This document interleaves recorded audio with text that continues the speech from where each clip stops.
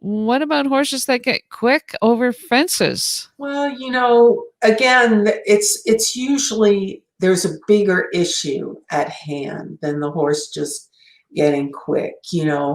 A lot of times horses, we think when they go faster, they're eager to jump the jump, but a lot of times it's nervousness and it's apprehension that makes them quick. So you have to figure out, like you said, look from the horse's point of view and what you're doing. I mean, maybe the horse is being overfaced a little bit. Maybe you need to go back to basics, some gymnastics and simpler jumps until the horse gets over it. I think to make sure that you're not anticipating and jumping ahead, because so many times that's why we need a ground person. You're the ground person. You may not feel it, but the ground person can say, look, you're tensing your body and your muscles, and that's communicating itself to the horse.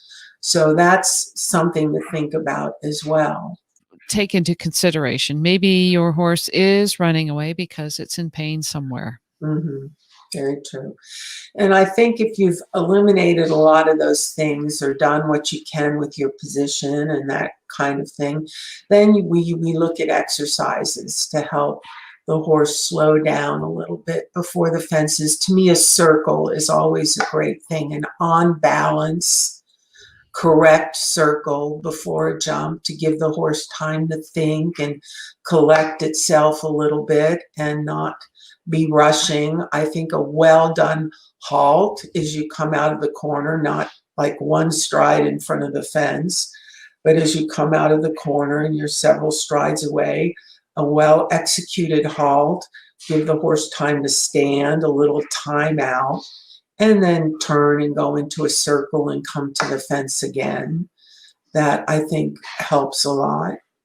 Yeah. So it sounds like you're saying get back to your basics and start doing some flat work.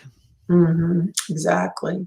Exactly. Yeah. The setup that I showed you at the beginning Yes, with the poles in a cross shape, mm-hmm. like this. Mm-hmm. That looks kind of fun to me, Mm-hmm. that if you do this and then you can do something like this. I mean, and if this is, I just had to do it this small because of to show in a diagram here. But if you could have this really big, Right. you could have it, huge, which is what you were saying, do a straight line, then do a nice balanced circle. And I think that's really important too. It's not whipping your horse around and running it into a fence somewhere. It's sitting up, keeping the horse balanced, keeping your legs closed, and doing a proper downward transition. Mm-hmm. Absolutely. A circle, yeah. Absolutely. And this looks like a great exercise because you canter the pole, you circle, you canter a pole, you circle, you canter a pole, you circle. So it's breaking it up a little, the sequence of the poles or the jumps, as you might call them, breaks them up a little bit and gives the horse time to think. You want to get the horse to relax and think about what they're doing a little bit instead of just going off adrenaline and nerves. Exactly. So it's not just sitting there and being a passenger. It's actually riding the horse and being proactive and don't let it get running away and getting fast, doing something before it has the opportunity to do fast, supporting the horse, balancing the horse so that it doesn't go faster. Mm-hmm. And again, listening to the horse, I remember a show not too long ago. We bought a young horse, a 4-year-old that was schooling wonderfully at home, quiet, happy.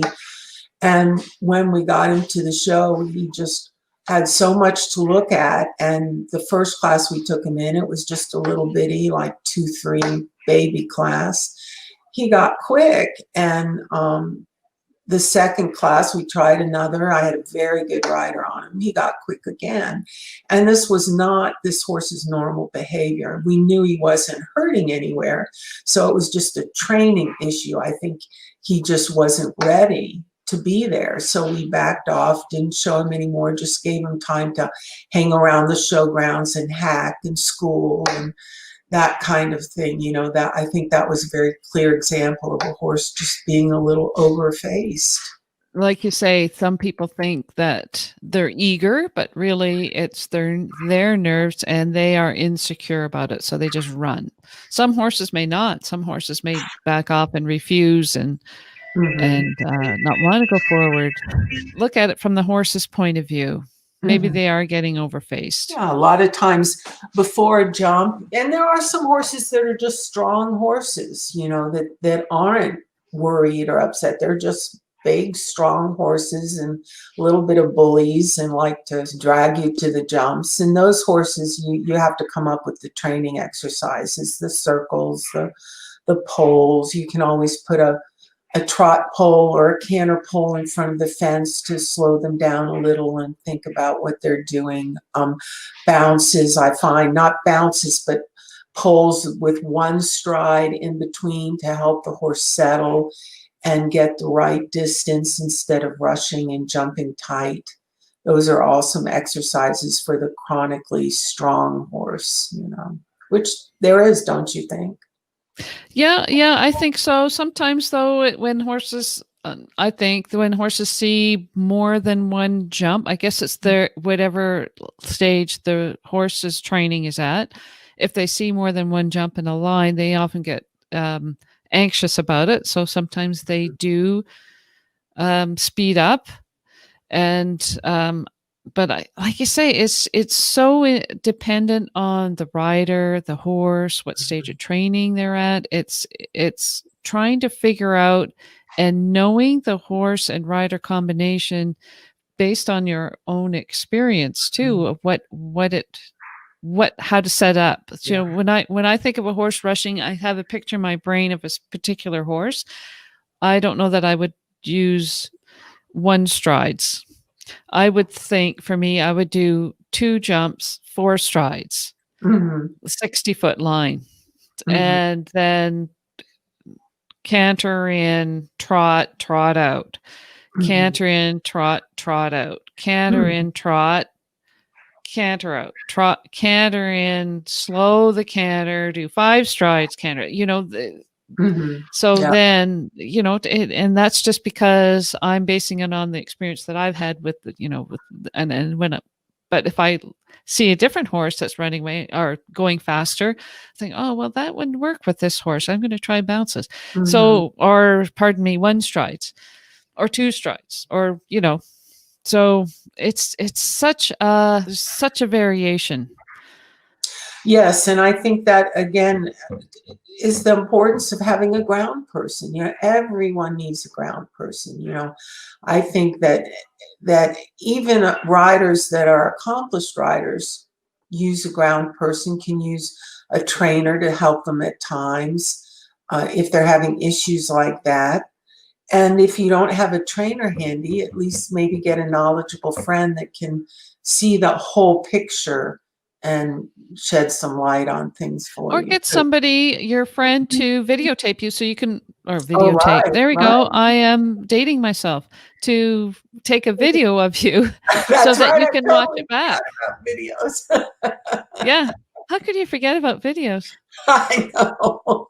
So Anne-Marie asks, would you do these no stirrups? I think if a horse is rushing, I would keep your stirrups. Same here. If we're talking about the same thing, Anne-Marie, I don't know if there's a lag in the production or not, but yeah. So I would say keep your stirrups because maybe it's the rider gripping with their legs that's causing the horse to be quick.